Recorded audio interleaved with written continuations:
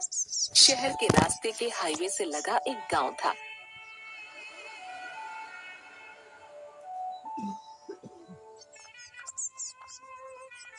उस गांव में झुमरी अपने मजदूर पति और 10 साल के बच्चे कन्नू के साथ रहती थी। झुमरी अपनी शादीशुदा जिंदगी से बहुत परेशान थी।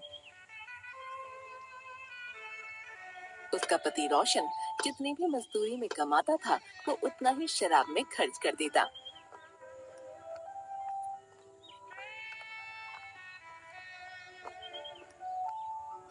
एक दिन दोपहर को झुमरी अपनी रसोई में खाना बनाने के लिए कुछ सामान देख रही थी।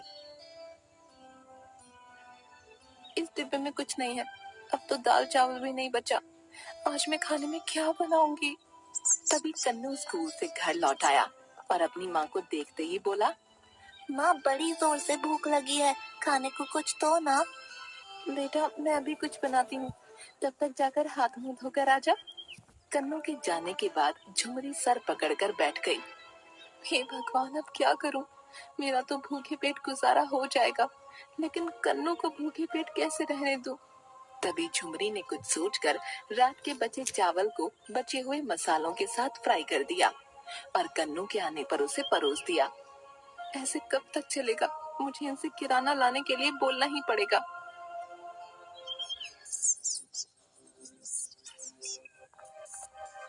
शाम को जब उसका पति काम से लौटा तो झुमरी ने उसे शराब के नशे में देखा। आज फिर आप शराब पीकर आए हैं। सारा पैसा आप शराब में बर्बाद कर देते हैं। घर का सारा राशन खत्म हो गया है। कम से कम आप जाकर दुकान से सामान तो ले आइए। सामान कहाँ से लाऊं? मेरे पास कोई पैसा नहीं है, समझी? लेकिन आपको परसों ही तो तनख्वाह मिली थी। आपने सारे पैसों का क्या किया? अभी राशन लाना है, कन्नू के स्कूल की फीस भरनी है। मेरे पास इतने पैसे नहीं है। कन्नू को स्कूल जाने की जरूरत नहीं है, समझी? मैं तो कब से कह रहा हूँ उसे मेरे साथ काम पे भेजा करो, लेकिन तुम्हें तो उसे पढ़ाने लिखाने की धुन सवार है। तो क्या आप चाहते हैं कि वो भी आपकी तरह मजदूरी करे? अगर वो पढ़ेगा तो कुछ अच्छा काम कर पाएगा। तो फिर तुम खुद ही उसकी पढ़ाई की व्यवस्था करो, मुझसे वैसे मत मांगो, समझी? लेकिन मैं कहाँ से पैसे लाऊंगी? इस तरह कई दिनों तक झुमरी और रोशन के बीच बहस होती रही। रोजाना रोशन शराब के नशे में आता और झुमरी और कन्नू को बुरा भला कहता, और अब तो वो झुमरी पर हाथ भी उठाने लगा। पैसे और राशन की कमी से कन्नू को भी कई बार भूखा ही रहना पड़ता। एक बार कन्नू कमजोरी से बेहोश हो गया।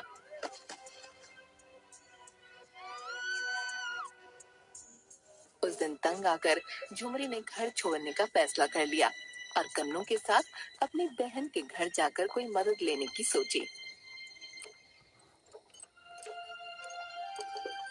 अपनी बहन रमा के घर पहुंचकर झुमरी ने अपनी आप बीती बताई। मेरी मदद कर दो बहन, मैं कोई भी काम कर लूंगी। बस कन्नू के स्कूल की फीस और 2 वक्त की रोटी, इतना ही चाहिए। झुमरी, तूने उस शराबी का साथ छोड़कर अच्छा किया। तू फिक्र मत कर, तेरे जीजा जी का रेस्टोरेंट है, वो तुम्हें कोई ना कोई काम दे ही देंगे। हाँ झुमरी, तुम कुछ वक्त के लिए यही रह सकती हो। मैं तुम्हें रेस्टोरेंट में काम दे दूंगा और उस काम की पगार भी दूंगा, ठीक है? मैं यहाँ रहकर आप पर बोझ नहीं बनना चाहती।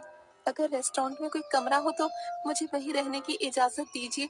बदले में मैं रात में सफाई भी कर दूंगी और वहाँ पहरा भी रहेगा। राहुल झुमरी की बात मान लेता है और दोनों को रेस्टोरेंट के कमरे में रहने की इजाजत दे देता है।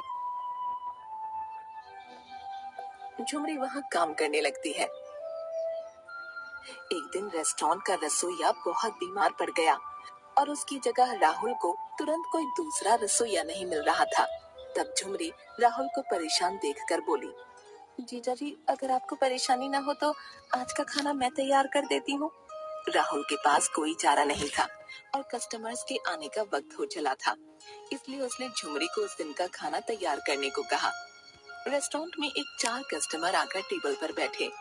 राहुल उनका ऑर्डर लेने गया भैया 1 प्लेट कढ़ाई पनीर, 15 रोटियां, तड़के वाली दाल और बाद में फिर 1 प्लेट चावल ले आना, ठीक है? राहुल ऑर्डर लेकर झुमरी को खाना तैयार करने को बोलता है।